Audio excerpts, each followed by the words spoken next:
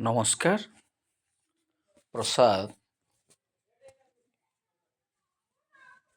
Odia news editorial ଆନାଲିସିସ୍କୁ ସ୍ୱାଗତ କରୁଛି। ମୁଁ ପ୍ରସାଦ।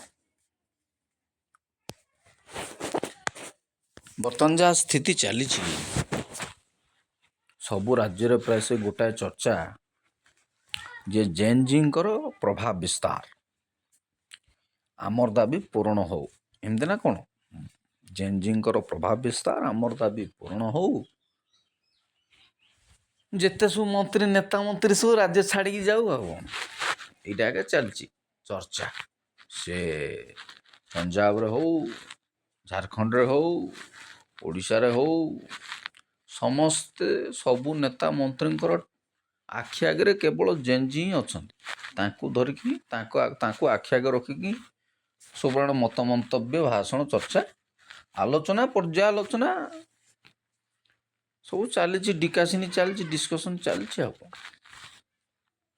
ଠିକ୍ ଯୁବପିଢ଼ି ବା ଏ ଯେଉଁ ଜେନ୍ଜି ଯାହାକୁ କହୁଛନ୍ତି, 18ରୁ 29 ବର୍ଷ କି 30 ବର୍ଷ ବୟସର ବ୍ୟକ୍ତିବିଶେଷ ପିଲା ଯୁବକମାନଙ୍କୁ, ସତ କଥା, ଠିକ୍ କଥା, ରାଜନୈତିକ କନସସ୍ ହେବା, ପଲିଟିକାଲ କନସସ୍ ହେବା, ନିଜ ଦେଶ ରାଜ୍ୟ ରାଜନୀତି ପ୍ରତି ନିଜର ସମର୍ପଣ, ମତ ମନ୍ତବ୍ୟ ରଖିବା ଉତ୍ସାହପ୍ରଦ କଥା। କିନ୍ତୁ ଗୋଟେ ଆକ୍ରୋଶମୂଳକ ଭାବରେ, ଆକ୍ରମଣାତ୍ମକ ଢଙ୍ଗରେ ଏ ଯେଉଁ ପରିସ୍ଥିତି ସୃଷ୍ଟି କରୁଛନ୍ତି ସବୁ, ଏ ଯେମିତି ଆନ୍ଦୋଳନ ହଉ କି ବିଭିନ୍ନ ପ୍ରକାର ଦାବି ହଉ, ମନ୍ତ୍ରୀମାନଙ୍କୁ ଇସ୍ତଫା ଦେଇଦେଉଛନ୍ତି। ଦିଲ୍ଲୀରେ ତ ଯାହା ହେଲା, ସିଏ ତ ଗୋଟେ CJP କୋକରୋଜ ଜନତା ପାର୍ଟି, ତାଙ୍କ ଚାପ୍ଟର କ୍ଲୋଜ୍, ସେଇଟା କାମ ସରିଲା, ତାଙ୍କ କଥା ଆଉ ଆଲୋଚନା କରିବାନି। ହେଲେ ତାଙ୍କର ଦେଖା ସିଏ ଗୋଡ଼ ଭିବା ଭାଇରାଲ ଫିଭର ହେଉଛି। ଏଇଟା ଗୋଟେ ଭାଇରାଲ ଫିଭର ହେଇକି ସମସ୍ତଙ୍କୁ ଏ ରୋଗଟା ଗୋଟେ ଡିଆଁ ରୋଗ ହେଉଛି ସବୁ ରାଜ୍ୟରେ। ଆଜିକାଲି ତ ହ୍ୱାଟ୍ସଆପ୍, ଫେସବୁକ୍, ଇନଷ୍ଟା ଏ ମାଧ୍ୟମରେ ସୋସିଆଲ ମିଡ଼ିଆର ଯୁଗରେ ପରସ୍ପର କନେକ୍ଟ ହେବା, ଇଚ୍ ଅଦର କନେକ୍ଟ ହେଇକିରି ଗୋଟେ ଗ୍ରୁପିଜମ୍ ଗୋଟେ ଅଛି। ହ୍ୱାଟ୍ସଆପ୍ ଗ୍ରୁପ୍, ବିଭିନ୍ନ ପ୍ରକାର ଗ୍ରୁପିଜମ୍ରେ ଲୋକମାନେ ସେଟ୍ସାଟ୍ ହେଇକିରି, ଲୋକମାନେ ବୋଇଲେ ପିଲାମାନେ ସେଟ୍ସାଟ୍ ହେଇକିରି ଗୋଟେ ଗ୍ରୁପିଜମ୍ ନାଁରେ ଗୋଟେ ଭଲ ଆନ୍ଦୋଳନକୁ ଜନ୍ମ ଦେଉଛି। ଟେକ୍ନୋଲୋଜି ଯୁଗରେ ଏ ଟେକ୍ନିକାଲର ପ୍ରଭାବରେ ଲୋକମାନେ ଗୋଟେ ଭଲ ନୂଆ ଆନ୍ଦୋଳନକୁ ଭଲ ଗୋଟେ ଚାରା ମିଳୁଛି। ଆଉ ଗୋଟେ ଚାରା ମିଳୁଛି, ଏଇଟା ଗୋଟେ ଭଲ ଇନ୍ଧନ ମିଳୁଛି। ଏମିତି ପରିସ୍ଥିତିରେ ରାଜନୈତିକ ଅସ୍ଥିରତା ସୃଷ୍ଟି କରିବା କେତେ ଦୂର ସମୀଚୀନ, ତାହା ଚିନ୍ତାଯୋଗ୍ୟ। ରାଜନୈତିକ ଅସ୍ଥିରତା ସୃଷ୍ଟି କରିବା ଉଚିତ ନୁହଁ। ସେ ହେମନ୍ତ ସୋରେନ ହୁଅନ୍ତୁ, ମୋହନ ମାଝୀ ହୁଅନ୍ତୁ, କି ସେ ପଞ୍ଜାବରେ ସେ କ'ଣ ତାଙ୍କ ନାଁଟା ମୋର ମନେ ପଡ଼ୁନି, ମୁଖ୍ୟମନ୍ତ୍ରୀ ଯିଏ ଅଛନ୍ତି, କି ଅନ୍ୟାନ୍ୟ ରାଜ୍ୟମାନଙ୍କରେ ବି ହେଉ, ଏଇ ଆଙ୍କର ଯେଉଁ ଜାମ୍ମୁ କାଶ୍ମୀର ବିଭିନ୍ନ ରାଜ୍ୟରେ ଯେଉଁ ଗୋଟେ ଯୁବ ଗୋଷ୍ଠୀଙ୍କର ଯେଉଁ ଆନ୍ଦୋଳନ ଚାଲିଛି, ରାଜନୈତିକ ଅସ୍ଥିରତା ସୃଷ୍ଟି କରିବା ଠିକ୍ ନୁହଁ। ପ୍ରଥମ କଥା, ରାଜନୈତିକ ଅସ୍ଥିରତା ସୃଷ୍ଟି ବି ଯଦି ହେବ, ସେମିତି ଯଦି କିଛି କେଳେଙ୍କାରୀ ହୁଏ, ସେମିତି କିଛି ରେପ୍, ମର୍ଡର, ଧର୍ଷଣ ହେଇଛି, କୋଟି କୋଟି ଟଙ୍କା ଦୁର୍ନୀତି ହେଇଛି, ଶହ ଶହ ଲୋକ ମରିଯାଇଛନ୍ତି, ବଡ଼ ବଡ଼ ଦୁର୍ଘଟଣା ହେଇଯାଇଛି, ତାହେଲେ ଠିକ୍ ଅଛି। ରାଜନୈତିକ ଅସ୍ଥିରତା କାହିଁକି, ସେ ପଦବୀରୁ ଇସ୍ତଫା ଦେଇକି ସେ ବାହାରିଯିବେ। ଯେତେବେଳେ ରାଜନୈତିକ ଅସ୍ଥିରତା ସୃଷ୍ଟି ହେଉଛି, ସେତେବେଳେ ଜଣେ ମନ୍ତ୍ରୀ ପଦରୁ ବିଦା ହେଲା ପରେ ତାଙ୍କ ଜାଗାରେ ଆଉ କିଏ ଜଣେ ବସୁଛନ୍ତି, ଠିକ୍, ଏତିକି ଠିକ୍ ଅଛି। ସରକାର ହିଁ ବରଖାସ୍ତ ହେବ, ସରକାର ହିଁ ଇସ୍ତଫା ଦେଇକି ବାହାରିଯିବ, ସରକାର ହିଁ ବାହାରିଯିବ, ସରକାର ହିଁ ବଦଳିଯିବ। ତା ପାଇଁ ଗୋଟେ ସମୟ ଅଛି, ତା ପାଇଁ ଗୋଟେ ନିୟମ ଅଛି, ବିଧି ବ୍ୟବସ୍ଥା ଅଛି, ତାକୁ ଧରିକି ଚାଲିବାକୁ ପଡ଼ିବ। ଜେନ୍ଜି ଖାଲି ଆନ୍ଦୋଳନ କରିବା ନାଁରେ ଆକ୍ରମଣାତ୍ମକ ଗୋଟେ ଏଗ୍ରେସିଭ୍ ମୋଡ଼୍ରେ ଆସିକିରି ରାଜନୈତିକ ହଇଚଇ ସୃଷ୍ଟି କରୁ, ଆମେ ବଦଳେଇ ଦେବୁ। 22% ଜେନ୍ଜି ଯେଉଁ ଆମେ ଅଛୁ, ଯୁବପିଢ଼ି ଯେଉଁ ଅଛୁ, ତାଙ୍କରି ହାତରେ ସବୁ। ତାଙ୍କେ ଆର ବର୍ଷକୁ ନେକ୍ସଟ ଇୟର 7ଟା ରାଜ୍ୟରେ ବିଧାନସଭା ନିର୍ବାଚନ ଅଛି। ଗୁଜୁରାଟ ଆଉ ବୋଧେ ଉତ୍ତରପ୍ରଦେଶ ନା କ'ଣ ମନେ ପଡ଼ୁନି, 3, 4, 5, 6, 7ଟା ରାଜ୍ୟରେ ବିଧାନସଭା ନିର୍ବାଚନ ଅଛି। ତାକୁ ଧରିକି 22% ଯେଉଁ ଜେନ୍ଜି ଅଛନ୍ତି, ତାଙ୍କୁ ହିଁ ଟାର୍ଗେଟ୍ କରି ବର୍ତ୍ତମାନ ରାଜନେତା ଚାଲିବେ ଯେ ଆକୁ ଖୁସି କଲେ ଆମେ ଦେଶ ଚଲେଇ ପାରିବା। ଠିକ୍ କଥା। ଯୁବପିଢ଼ିଙ୍କ ମୁଣ୍ଡରେ ଦାୟିତ୍ୱ ରହିବା ବା ତାଙ୍କୁ ଟାର୍ଗେଟ୍ କରି ରାଜନୀତି କରିବା, ଦଳୀୟ ଷ୍ଟ୍ରାଟେଜି ତିଆରି କରିବା ବି ଠିକ୍ କଥା। ଠିକ୍ କଥା, ମୁଁ ଭୁଲ କଥା କହୁନି। କିନ୍ତୁ ପରିପକ୍ୱତା କେତେ ଅଛି? ପରିପକ୍ୱତା କେତେ? ମାଙ୍କଡ଼ ହାତେ ଶାଳଗ୍ରାମ ନଚାଇ ନଚାଇ ନେଲା ପ୍ରାଣ। ଗୋଟେ କଥା ଅଛି ଆମ ଓଡ଼ିଆରେ, ମାଙ୍କଡ଼ ହାତେ ପୁଣି ଶାଳଗ୍ରାମ ନଚାଇ ନଚାଇ ନେଲା ପ୍ରାଣ। ସେମିତି ନ ହଉ, ସେମିତି ନ ହଉ। ଏ ମାଙ୍କଡ଼ ହାତେ ଶାଳଗ୍ରାମ ଦେଇକି ନଚାଇ ନଚାଇ ନେଲା ପ୍ରାଣ ନ ହଉ। ଏ ଗ୍ରୁପିଜମ୍, ଏ ଟେକ୍ନୋଲୋଜି, ଏ ହ୍ୱାଟ୍ସଆପ୍, ଫେସବୁକ୍, ୟୁଟ୍ୟୁବ୍, ଏ ବିଭିନ୍ନ ସୋସିଆଲ ମିଡ଼ିଆରେ ଏମାନଙ୍କୁ ସବୁ ଏକତ୍ର କରିବାର ଗୋଟେ ମାଧ୍ୟମ ପାଲଟିଛି। ତେଣୁ ଏମାନେ ଗୋଟେ ସହଜ, ଏମାନଙ୍କର ପତା ସତା ନଥିଲା। ବର୍ଷେ ଆଗରୁ ଏମାନଙ୍କର ପତା ସତା ଏକା ନଥିଲା। ହଠାତ୍ ଏମାନେ ଛତୁ ଫୁଟିଲା ବେଳେ ଫୁଟିକିରି ଯାଙ୍କ ହାତରେ ଗୋଟେ ବଡ଼ ଅସ୍ତ୍ର ହେଇଛି ଗୋଟେ ଆନ୍ଦୋଳନ, ଯେଉଁଠି ଯୁବକ ଯୁବତୀ ପିଲାମାନେ ଦିନ ରାତି ନ ଖାଇବି ରହିପାରିବେ, ଯେକୌଣସି ପରିସ୍ଥିତିରେ ସାଲିସ୍ କରିପାରିବେ, ଶୋଇବା, ଖାଇବା, ରହିବା, ନିଦ୍ରା ଅନିଦ୍ରା ସବୁ ଜିନିଷକୁ ମ୍ୟାନେଜ୍ କରିଦେଇପାରିବେ। ୟାଙ୍କ ହାତରେ ଭଲ ଅସ୍ତ୍ର ଗୋଟେ ପକାଇଦେଲେ, ଭଲ ଅସ୍ତ୍ର ଗୋଟେ ପଡ଼ିଗଲା। ଇଏ ଖାଲି ଦିନ ରାତି ରାସ୍ତାରେ ବସିବେ, ଅନଶନ କରୁ, ଆନ୍ଦୋଳନ କରୁ। ଇଏ ରାଜ୍ୟ ଚଲେଇବା, ଦେଶ ଚଲେଇବା, ଇଜ୍ ନଟ୍ ଏ ପିଲାଳିଆମି ନୁହଁ ଆଜ୍ଞା। ପିଲାଳିଆମି ନୁହଁ ଯେ ଆକୁ କାଟିଦେ, ତାକୁ ବାହାର କରିଦେ, ସେ ମନ୍ତ୍ରୀ ବିଦା କରିଦେ, ତାକୁ ପଠେଇଦେ, ଇଏ ପଳେଇବ, ସିଏ ଇସ୍ତଫା ଦେଇଦେବ। ନାଇଁ ନାଇଁ ନାଇଁ, ଇଏ କ'ଣ ସହଜ କଥା ହେଇଯିବ? ପିଲାଳିଆମି ଭାବିଛ? ହେଲା ଏବର ପିଢ଼ି ଉଚ୍ଚଶିକ୍ଷିତ, ଗ୍ରାଜୁଏଟ୍, ପୋଷ୍ଟ ଗ୍ରାଜୁଏଟ୍, ଡକ୍ଟରେଟ୍, ସବୁ ଉଚ୍ଚଶିକ୍ଷିତ, କିନ୍ତୁ ଦେଶ ଚଲେଇବାର ପାଠ ସିଏ ଗୋଟେ ଅଲଗା ପାଠର ବାପା, ଅଲଗା ପାଠ। ସିଏ ମୋବାଇଲ ଧରି ଚଲେଇବା ନୁହଁ, ସେ ମୋବାଇଲ ଧରି ଚଲେଇବା ନୁହଁ, ନେଟ୍ ଚଲେଇବା ନୁହଁ। ହେଲା ଟେକ୍ନୋଲୋଜିର ସାହାରାରେ ସବୁ ଚାଲିଛି। ଆଜିକାଲି ଗଭର୍ଣ୍ଣମେଣ୍ଟ ଡିପାର୍ଟମେଣ୍ଟ ସବୁ AI ମାଧ୍ୟମରେ କାମ କରିବାକୁ ଚାହୁଁଛନ୍ତି। ଗଭର୍ଣ୍ଣମେଣ୍ଟ AIକୁ ଇମ୍ପ୍ଲିମେଣ୍ଟ କରିକି, ଶିକ୍ଷା ବ୍ୟବସ୍ଥାରେ AIକୁ ଇମ୍ପ୍ଲିମେଣ୍ଟ କରିକି ପାଠଶାଠ ପଢ଼ାଇବାକୁ ଚାହୁଁଛନ୍ତି, ବିଭିନ୍ନ କାମ କରିବାକୁ ଚାହୁଁଛନ୍ତି। ଠିକ୍ ଅଛି, ତା ମାନେ ନୁହଁ ଏଇ ଯେଉଁ ଜେନ୍-ଜି ଆମର, ସେ ଜେନ୍-ଜି ଏତେ ଆକ୍ରମଣାତ୍ମକ ଭୂମିରେ ସବୁ ପରିବର୍ତ୍ତନ କରିଦେଉ, ଅମୂଳଚୂଳ ପରିବର୍ତ୍ତନ କରିଦେଉ, ଦେଶ ବଦଳେଇ ଦେବୁ ବୋଲି ଭାବିବାଟା ଭୁଲ ହେବ। ଭୁଲ କାହିଁକି ଭୁଲ ହେବ? ଦେଶ ଚାଲିବା, ରାଜ୍ୟ ଚାଲିବା, ସବୁ ଜିନିଷର ଗୋଟେ ଫର୍ମାଟ୍ ଅଛି, ସବୁ ଜିନିଷର ଗୋଟେ ସିଷ୍ଟମ୍ ଅଛି। ତାକୁ ଧରି ଦେଶ ରାଜ୍ୟ ଚାଲେ। ମୁଁ ଆପଣମାନଙ୍କୁ ଦେଶ ଚାଲିବାର ପ୍ରଥା ବା ନିୟମ ନୀତି ଶିଖୁନି। ଏଗ୍ରେସିଭ୍ ମୁଡ଼୍ରେ ଯେଉଁ ଆକ୍ରମଣାତ୍ମକ ଭୂମିକା ନେଇକି ତୁମେ ସବୁ ଯେଉଁ ଆନ୍ଦୋଳନକୁ ଓହ୍ଲେଇ ଯାଇଛ, ସେଇଟାକୁ ଟିକେ ବୁଝି ଚିନ୍ତା କର। ସବୁବେଳେ ସବୁ କଥାରେ ଇସ୍ତଫା ଦେଇଦିଅ। କାରଣ ସେ CJP ଯେବେଠୁ ଆରମ୍ଭ କଲା, କୋକରୋ ଜନତା ପାର୍ଟି, ସେବୁଠୁ ହିଁ ପଡ଼ିଯିବ, ସେ ପଡ଼ିଯିବ। ଆମ ଗାଁ ଗହଳିର କଥା ହୁଅନ୍ତି, ପବନ ମାରିଲା, ପବନ ଛୁଇଁଲା, ପବନ ଡେଇଁଲା ଭଳିଆ କଥା। ୟା ପବନ ତା ଦେବୁ, ତା ପବନ ତା ଦେବୁ, ଏମିତି ହେଇକି ସବୁଆଡ଼େ ଭାଇରାଲ୍ ହେଉଛ। ଏଟା ଠିକ୍ ନୁହଁ। କଥା ବୁଝିବାକୁ ଚେଷ୍ଟା କର, ଜାଣ, ବୁଝ, ତାପରେ ଆନ୍ଦୋଳନ କରିବ କି ନନ୍ କୋଅପରେସନ୍ କରିବ କି କୋଅପରେସନ୍ କରିବ, ଅନଶନ କରିବ କି ଅହରାତ୍ର ଧାରଣା କରିବ, କ'ଣ କରିବ ସେଗୁଡ଼ା ତୁମ ଚିନ୍ତାଧାରାର କଥା ବୁଝିପାରୁଛନ୍ତି?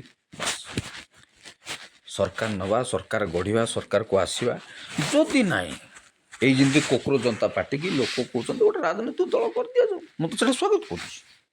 କୋକରୋ ଜନତା ପାର୍ଟିକୁ ରାଜନୈତିକ ଦଳ ଗୋଟେ କରିଦିଆଯାଉ।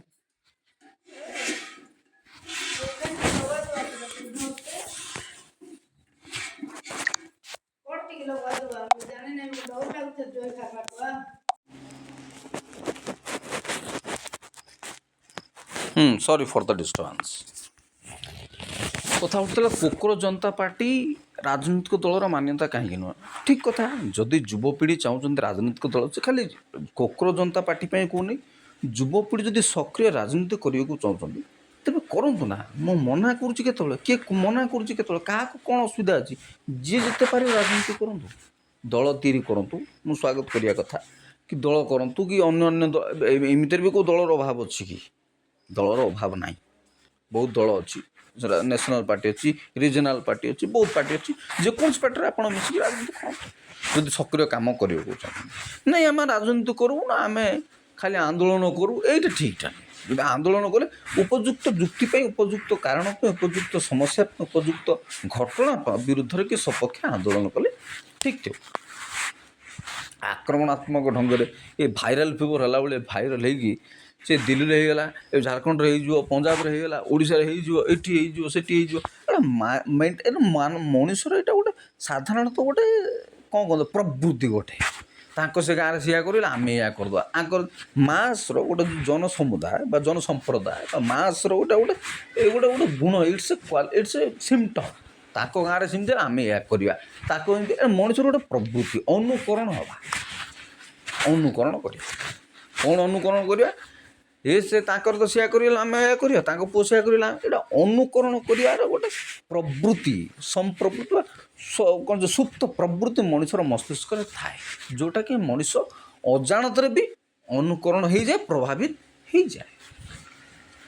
ଏଇଟା ଗୋଟେ ଅସ୍ତ୍ର ତିଆରି କରୁଛନ୍ତି ଏ ଗ୍ରୁପିଜମ୍, ଏ ଟେକ୍ନୋଲୋଜି, ଏ ଜେନ୍ ଜି, ଏଇଟା ଗୋଟେ ଅସ୍ତ୍ର ତିଆରି କରିକି ସରକାରଙ୍କୁ ଖାଲି ମୁଁ କ'ଣ ଯେ ସରକାର ସପକ୍ଷରେ କି ବିରୁଦ୍ଧରେ କହୁଛି ବୋଲି ଭାବନ୍ତୁନି, ରାଜନୈତିକ ଅସ୍ଥିରତା ସୃଷ୍ଟି କରିବା ଠିକ୍ ନୁହଁ। ସରକାର ଚାଲିବାକୁ ଦିଅନ୍ତୁ। ବିଜେପି କି କଂଗ୍ରେସ କି ଅନ୍ୟାନ୍ୟ ରିଜନାଲ୍ ପାର୍ଟି ଯେଉଁମାନେ ବି ଯେଉଁ ରାଜ୍ୟରେ ଅଛନ୍ତି, ସମୟ ଆସିଲେ ସେ ତାଙ୍କୁ ଯିବେ। ସେଥିପାଇଁ ଏତେ ଆପଣ ଅସ୍ଥିର କାହିଁକି? ଏମିତି କ'ଣ ବଡ଼ ଘୋଟାଲା ହେଇଗଲା କି କେଉଁ କୋଟି କୋଟି ଟଙ୍କା ହେଇଗଲା ନା କ'ଣ ହେଇଗଲା? ପେପର ଲିକ୍ ହୁଏତ ଆଜି ପାଇଁ ବଡ଼ ଇମ୍ପୋର୍ଟାନ୍ସ ହେଇଯାଇଛି। ଆଜିକା ଟାଇମ୍ରେ, ଆଜିକା ତାରିଖରେ ପେପର ଲିକ୍ ହେଇଗଲା, ବଡ଼ ଇମ୍ପୋର୍ଟାନ୍ସ। ମୁଁ ହୁଏତ ବଡ଼ପଣ ହେଇଥାଇପାରେ, କିନ୍ତୁ କହିବାକୁ ମୁଁ ଚାହୁଁଛି ଆଇ ଏମ୍ ଏ ଟିଚର୍, ମୁଁ ଗୋଟେ ଶିକ୍ଷକ। ଅଧଘଣ୍ଟା ସମୟ ଲାଗିବ ଗୋଟେ କ୍ୱେଶ୍ଚନ୍ର ପେପର ତିଆରି କର, ଅଧଘଣ୍ଟା ମାତ୍ର। ଗୋଟେ ପେପର ଭୁଲ ହେଇଗଲା, ଆଉ ଗୋଟେ ଅଧଘଣ୍ଟା ଭିତରେ ଗୋଟେ 100 ମାର୍କ କ୍ୱେଶ୍ଚନ୍ ପେପର ସେଟ୍ କରିକି ଦେଇକି ଯାଇପାରିବ ଅଧଘଣ୍ଟା ଭିତରେ। ଯଦି ଗୋଟେ ପେପର ଆଉ ଗୋଟେ ପେପର ଲିକ୍ ହେଇଯିବ, ତିଆରି ହେଇଯିବ। ଏ ପେପର ଲିକ୍କୁ ନେଇକି ଏତେ ଗୋଟେ ଇସ୍ୟୁ କରିକିରି ଆପଣ ହଟଚମଟ କରୁଛନ୍ତି।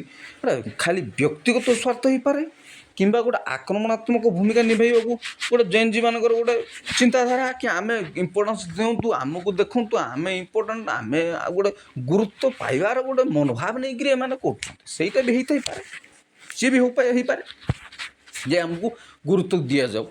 ଠିକ୍ କଥା। କାହିଁକି?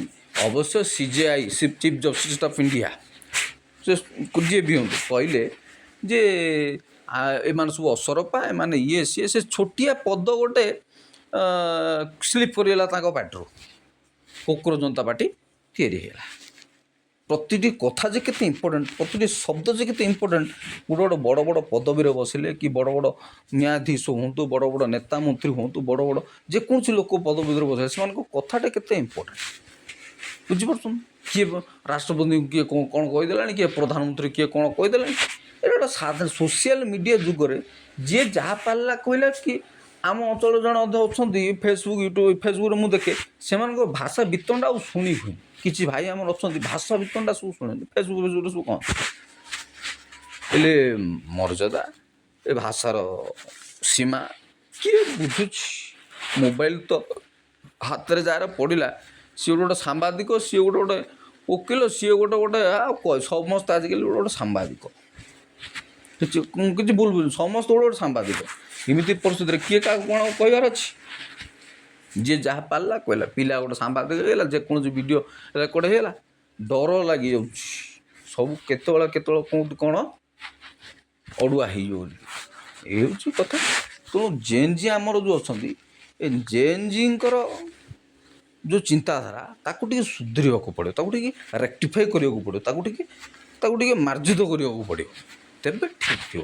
ଖାଲି ବ୍ୟକ୍ତିଗତ ସ୍ୱାର୍ଥ, ବ୍ୟକ୍ତିଗତ ଚିନ୍ତାଧାରା ପାଇଁ ଆମେ ଯଦି ରାଜନୈତିକ ଅସ୍ଥିରତା, ରାଜନୈତିକ ଅସ୍ତ୍ର କରିକିରି ନିଜର ଦାବି ବା ନିଜର ଇମ୍ପୋର୍ଟାନ୍ସ, ନିଜର ଗୁରୁତ୍ୱକୁ ଜାହିର କରିବାର ମନୋଭାବ ନେଇକରି ଯଦି ଏମିତି ପରିସ୍ଥିତି ସୃଷ୍ଟି କରିବା ଆନ୍ଦୋଳନ କରିକିରି, ବୋଲେ ସେଇଟା ମୋ ମତ ସେଇଟା ଠିକ୍ ହେବ ନାହିଁ। ଦେଶ ଖାଲି ମୋର ନୁହଁ କି ତମର ନୁହଁ, ଦେଶ ସମସ୍ତଙ୍କର। ଦେଶ କୋଟି କୋଟି ଜନସାଧାରଣଙ୍କର, 140 କୋଟି 140 କ'ଣ କି ତାଠୁ ତଦୁର୍ଦ୍ଧ ଜନସାଧାରଣ ଦେଶ। ମ୍ୟାଣ୍ଡେଟ୍ ହେଇଛି, ଭୋଟ୍ ଦିଆଯାଇଛି, ସରକାର ବସିଛି କି ସରକାର ଚାଲୁଛି, ଏସବୁ ଈଶ୍ୱରଙ୍କର ଲୀଳା। ଗଣତନ୍ତ୍ର ଏକ ନାଟକ କୁହାଯାଏ, ଲୋକ କହନ୍ତି ଗଣତନ୍ତ୍ର ଏକ ନାଟକ, କିନ୍ତୁ ସେ ନାଟକ ଭିତରେ ମଧ୍ୟ ଗୋଟେ ଘଟକ ଅଛି ରେ ବାପା, ଗୋଟେ ଘଟକ ଅଛି, ବୁଝିପାରୁଛନ୍ତି? ତେଣୁ ଗଣତନ୍ତ୍ର ଏକ ନାଟକ। ଟିକେ ଗୋଟେ ମିନିଟ୍। ଗଣତନ୍ତ୍ର ଏକ ନାଟକ। ଏ ନାଟକରେ ଏ ଡେମୋକ୍ରେସି ଯେଉଁ ଡ୍ରାମା, ଏ ଡ୍ରାମାରେ କେତେ ଆସିବେ, କେତେ ଯିବେ, କେତେ ଚାଲିବ, କେତେ ଆସିବ, କେତେ ଯିବ। ସେ ବାଜପେୟୀ କହିଲା ଭଳି କିତନା ପାର୍ଟି ବନେଗି ବିଗଡ଼େଗି କୁछ ଗ୍ୟାରେଣ୍ଟି ନାହିଁ। କେତେ ପାର୍ଟି ଆସିବ, କେତେ ପାର୍ଟି ଯିବ, କେତେ ନେତା ଆସିବେ, କେତେ ନେତା ଯିବେ, କିନ୍ତୁ ଏ ଯେଉଁ ଡେମୋକ୍ରେସିର ଯେଉଁ ଡ୍ରାମା, ତେଣୁ କୁହାଯାଏ ପରା ଗଣତନ୍ତ୍ର ଏକ ନାଟକ, ଜନତା ହିଁ ଜନାର୍ଦ୍ଦନ। କୁହାଯାଏ ଜନତା ଜନାର୍ଦ୍ଦନ। ସେମାନେ ରହିଥିବ, ଡେମୋକ୍ରେସି ରହିଥିବ।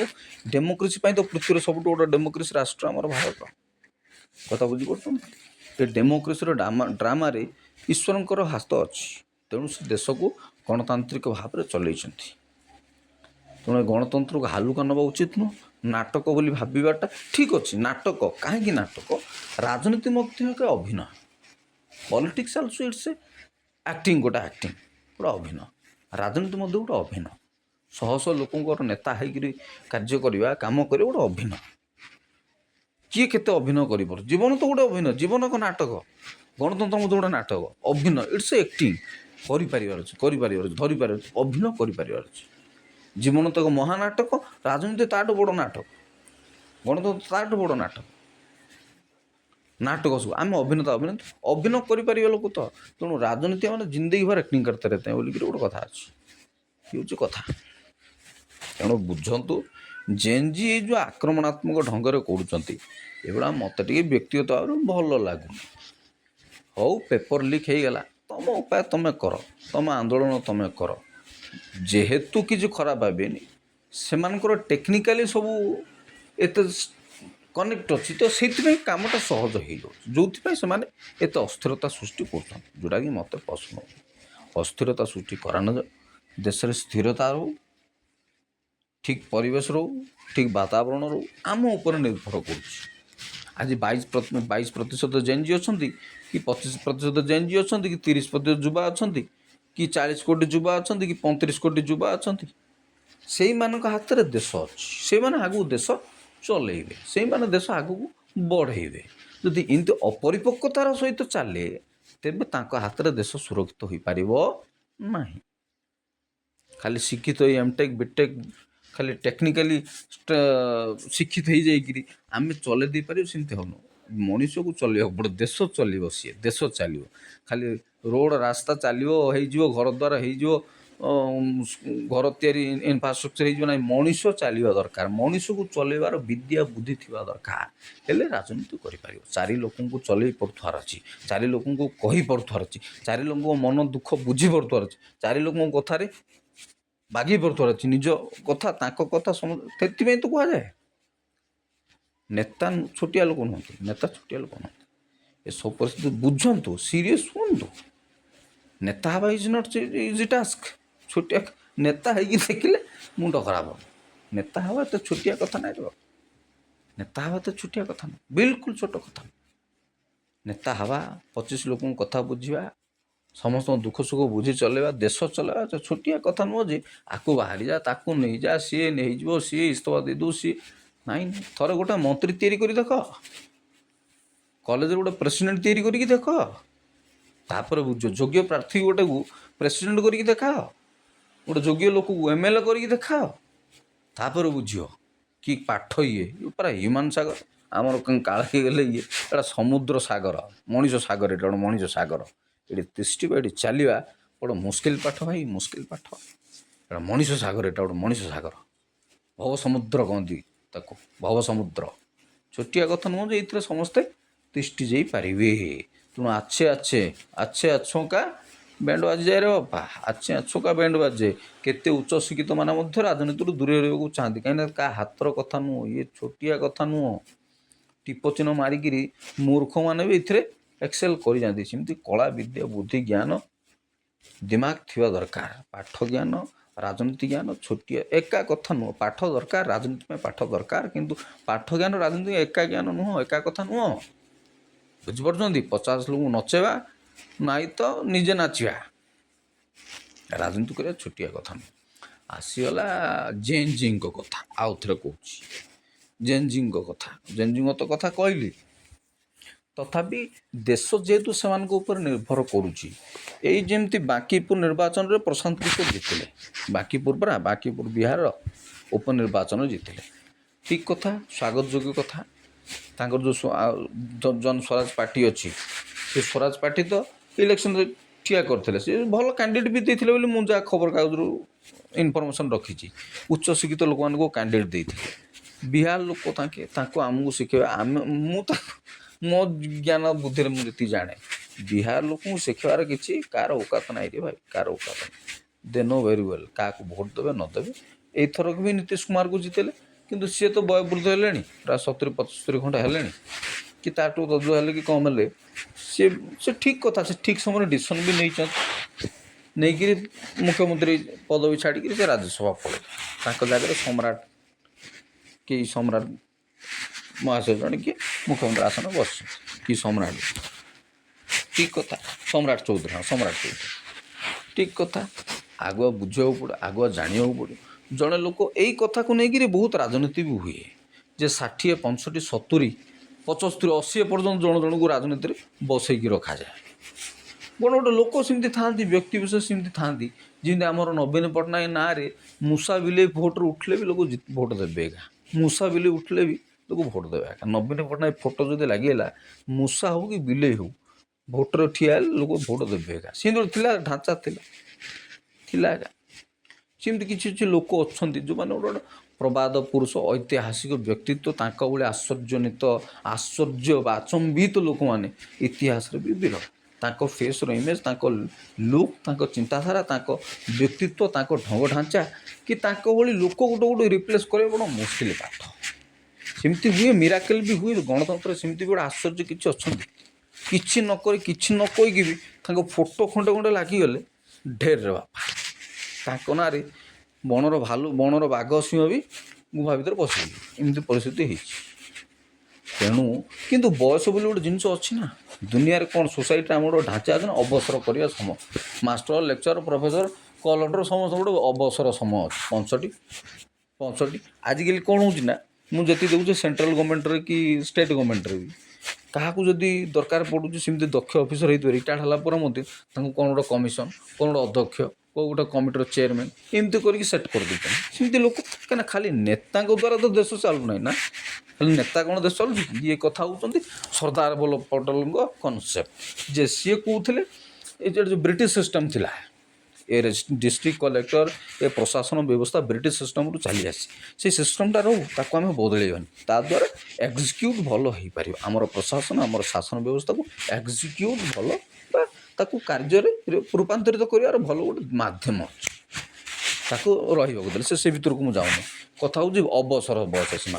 ଅବସର ଗୋଟେ କଥା ଅଛି, ଅବସର ହେବ ଠିକ୍ 65, 67।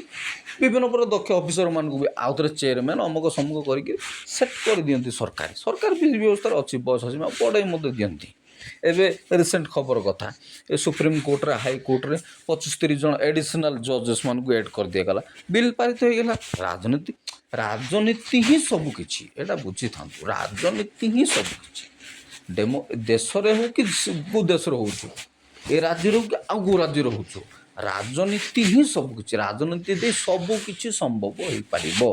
ରାଜନୀତି କରିବା ଅର୍ଥ ଆପଣ ସବୁ କରୁଛନ୍ତି, ସବୁ ଚାକିରି, ସବୁ ଜବ୍, ସବୁ ବିଜନେସ୍, ସବୁ କିଛି। ଏ ରିସେଣ୍ଟଲି 2-4 ଦିନ ତଳ ମୁଁ ଯାହା ଖବରକାଗଜ ଦେଉଛି, ADM କ'ଣ ସେଟା, ତାମିଲନାଡ଼ୁର କେଉଁ ପାର୍ଟି ଗୁଡ଼ା, କାହାକୁ କେତେ ଚାନ୍ଦା ଆସିଛି, କାହାକୁ କେତେ ଟଙ୍କା ଆସିଛି, ଫଣ୍ଡ ଆସିଛି, ସବୁ କଥା। ରାଜନୀତି ଛଡ଼ା କିଛି ନୁହଁ, ସବୁ ରାଜନୀତି। ଆମେ ଚିଫ୍ ଜଷ୍ଟିସ୍କୁ ବଦଳେଇ ପାରିବା, କାହାର ବୟସ ସୀମା ବଢ଼େଇ ପାରିବା, କାହାକୁ ଏଡ଼୍ କରିପାରିବା, ଏଡ଼ିସନାଲ୍ ରଖିପାରିବା, କାହାକୁ କାଢ଼ିପାରିବା, କାହାକୁ ରଖିପାରିବା। ସବୁ ଜିନିଷ ତ ରାଜନୀତି ଦ୍ୱାରା ସେ ପାର୍ଲାମେଣ୍ଟ ତ କରିବେ, ନେତା ମନ୍ତ୍ରୀ MLA MP ତ କରିବେ। ସେଇମାନେ ହେଉଛନ୍ତି ଦେଶର ରଜା। MLA MP ହେଉଛନ୍ତି ଦେଶର ରଜା। ତାଙ୍କ ପାଇଁ ବିଦେଶ ଯାତ୍ରା ଅଛି, ତାଙ୍କ ପାଇଁ ସବୁ ଯାତ୍ରା ଅଛି, ସବୁ ବାତ୍ରା ଅଛି, ସବୁ ରାତ୍ରା ଅଛି, ଖାତରା ଅଛି। ଯାତ୍ରା ବାତ୍ରା, ଖାତରା ବାତ୍ରା ଯାହା କହିପାରିବେ, ସେଇମାନେ ହେଉଛନ୍ତି ରଜା। ତେଣୁ ଯୁବପିଢ଼ି ବୁଝନ୍ତୁ, ନିଜକୁ ଗଢ଼ନ୍ତୁ, ନିଜକୁ ତିଆରି କରନ୍ତୁ, ରାଜନୀତିକି ଆସନ୍ତୁ। ରାଜନୀତି ଖାଲି ପକେଳ କାଦୁଅ ହେଇଯାଇଛି। କାହିଁକି ହେଇଯାଇଛି ଏଇଟା କହିଲେ ଭୁଲ ହେବ, ଯେହେତୁ ମୁଁ ବି ସେ ପାର୍ଟିର ଲୋକ, କିନ୍ତୁ କହିବାକୁ ସତ କଥା ହିଁ କହିବି। 15 ବର୍ଷ ହେଲା କି 10-15 ବର୍ଷ ହେଲା ସେଣ୍ଟ୍ରାଲରେ କି ବିଭିନ୍ନ ରାଜ୍ୟମାନଙ୍କରେ ବିଜେପି ସରକାର ଅଛି। ତା ପୂର୍ବରୁ ସବୁ କିଏ ମାଡ଼ି ବସିଥିଲେ? କିଛି ରିଜନାଲ୍ ପାର୍ଟି ଥିଲେ, ଅଧିକାଂଶ ତ କଂଗ୍ରେସ ପାର୍ଟି ଥିଲେ। ଏଇ କଂଗ୍ରେସ ପାର୍ଟି ହିଁ ଦେଶକୁ, ରାଜ୍ୟକୁ, ପୁରା ଦେଶଟାକୁ ଦୁର୍ନୀତିଯୁକ୍ତ କରିକି ରଖିଥିଲେ। ଦୁର୍ନୀତି ମୁକ୍ତ ନୁହଁ, ଦୁର୍ନୀତିଯୁକ୍ତ କରି ରଖିଥିଲେ। ଲୋକଙ୍କର ଅଶିକ୍ଷିତା ବା ଅଜ୍ଞାନ ଆଉ ପାର୍ଟିରେ ହୁଣ୍ଡାମାନଙ୍କର ପଲିଟିକ୍ସ, ହୁଣ୍ଡାମାନଙ୍କର ପଲିଟିକ୍ସ ହେତୁ ଦେଶ ତଳିତଳାନ୍ତ ହେଇଥିଲା। ତ ମୁଁ ସେ ପୁରୁଣା କାହାଣୀକି ଯାଉନି, କେବଳ ସମ୍ୟକ୍ ଚୁମ୍ବକରେ କହିକି ମୁଁ ଆଗକୁ ବଢ଼ୁଛି। ଏ ଦୁର୍ନୀତିର ଚେର କଂଗ୍ରେସରେ ହିଁ ଥିଲା। କିଛି ଖରାପ ଭାବିବେନି, ମୁଁ ଖୋଲା କଥା କହୁଛି ଆପଣମାନଙ୍କୁ। ଏ କଥାକୁ ନେଇକରି ଅଯଥା मिस इंटरप्रिटेसन भी करने को चाहिए। दुर्नीतिर चेर कांग्रेस ही उत्पन्न होती, कांग्रेस ही बढ़ी, कांग्रेस ही फल फल फलिकी फल पुष्प पुणी चेर सब लंबी आहरी गुड़ा जगह फल फूल होकर तार उद्यान बढ़ी जंगल बढ़ी है कांग्रेस ही ता माने ये दुर्नीतिर चेर कांग्रेस ही था, कांग्रेस रही ए बीजेपी सरकार आसिक दुर्नीति को किसी मात्रा हटई कि मात्रा काटी किंतु एमान जो कोटी को टଙ୍କା चांदा पाँच 10,000 कोटी 8,000 9,000 10,000 कोटी तांकर तो कॉर्पोरेट सरकार सबू बिकिदेवे, सी सबू बिकिदेवे जहाँ तैयारी भी कांग्रेस ही करुच्ची देश में जहाँ तैयारी भी होती कि नाल्को हो बैंक विकेन्द्रीकरण हो बड़ बड़ एम्स हो कि बड़ बड़ IIT हो IIM एगुड़ा भी से कांग्रेस ही कर रास्ता घाट गुड़ा एरोड्रम कि विभिन्न प्रकार उन्नति टेक्नोलोजी ए सब कंप्यूटराइज सबू जिनस कांग्रेस ही कांग्रेस ही बड़ बड़ डैम नदी बंध योजना सबू जिनस रास्ता घाट कोठा बाड़ी मुझे जन जन सांग सहित कथा कहते से खाती आ खुआती करती ना ये मोदी कहला भाया ना मैं खाऊंगा ना खाने दूंगा टाइपर लोक ये सब बिक्री बटा कर सब सफा करदा लोग सब प्राइवेटाइजेशन करदे आक धंदा आगे कौन चिंता नबार ना कोटी टଙ୍କା चांदा मुणार पकेबे खाइबे विदेश बुलियो 75 कोटी हो गला 175 कोटी हो गला विदेश बुला जाता खोला कथा मु पार्टी लोक हुए कि विरोध लोक हुए सपक्ष लोक हुए जहाँ चर्चा करिया सीधा चर्चा करिया खोला चर्चा करिया 175 कोटी हो 75 कोटी हो विदेश बुला वर्ष को 5 गुण बढ़ी जाऊँ 2 वर्ष 3 वर्ष 5 गुण बढ़ी विदेश बुला होगा भी दरकार से तो बहुराष्ट्रीय प्रधानमंत्री काली कौन भारत प्रधानमंत्री कि से बहुराष्ट्रीय प्रधानमंत्री ताकि लोक भी आसवा भी इतिहास बड़ विरल कथा हो व्यक्तित्व बाक्चतुर्य दक्ष कहतु कि भाषणकारिया आम गाँ गले भाषणकारिया आसवे बड़ा मुस्किल सी भी आम गोटे गौरव सब देशर लोक सब देश राष्ट्र स्वागत कर निजर देशर सर्वोच्च सम्मानित कर आम गर्वर कथा अमेरिका सहित ताकू मानुछ से तो आम देशर भैल्यू भी बढ़ी खाली राजनीतिक दल भित्तिक राजनीति करा भल नहीं से भल ताकू विरोध करेंगे आपको सपोर्ट करेंगे सीमित कहले हेन सब जिन गोटे तर्जमा दरकार सब जिन गोटे निष्कर्ष दरकार सब जिन गोटे आनालीसीस दरकार से आनालीसीस तो करूँ आनालीसीस सविशेष विवरणी गोटे फेसेस गुड़ा हवा दरकार हेल्ले जिनसा बुझार ना या सी अंध गंध भाई मुझे तार सपोर्ट कर अरे बाबू किसी आम पाखे भूल अच्छी कि तुम पाखे भूल अच्छी कि आम पाखे खराब अच्छे तुम पाखे भल आम पाखे भल तुम पाखे खराब अच्छे सब जिन बुझा पड़े दिन अच्छी राति अच्छे भल अच्छे मंद अच्छे पाप अच्छे पुण्य अच्छे संसार यहाँ दुनिया ये सब जिन मेरिट अच्छी डिमेरिट भी अच्छी भल दिग खराब दिग सब जिन आलोचना करके चलिया पड़ो कथा बुझे तो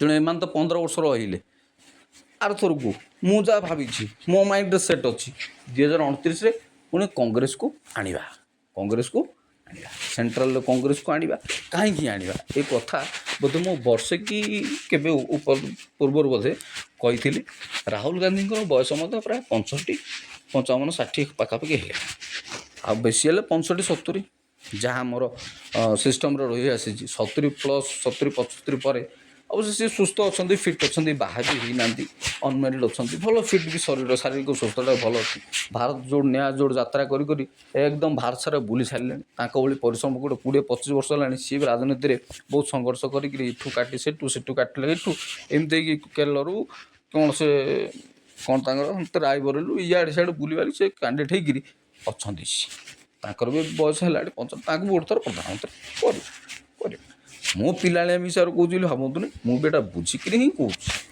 आम जिते उपरको उठी पुणी टे तलू खसवा कौन टे तलू खसवा